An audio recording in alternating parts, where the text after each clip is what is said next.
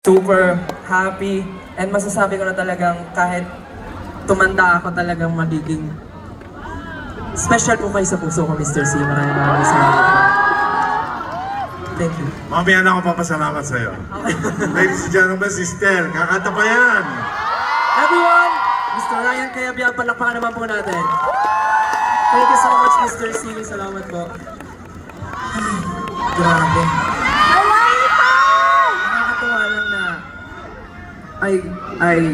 I have this experience to, you know, perform in front of you and perform with the one and only Mr. Ryan Kayabia.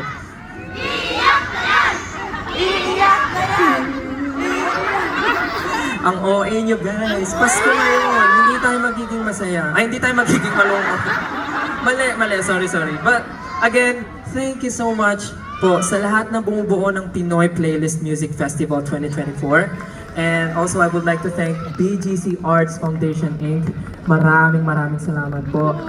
And sa lahat po ng tao na nandito na nagbibigay ng time, ng effort, kahit whole day na po kayo nakatayo dyan, kahit hindi nyo kakilala yung katabi nyo, pwede pakitapik yung katabi nyo, tapos sabihin nyo, thank you so much, usog ka ng konti. Huwag po tayong magtutulakan, let's enjoy the night. And for sure, happy kayo, di ba? Parang ang hina, happy ba kayo? Yan ang gusto ko.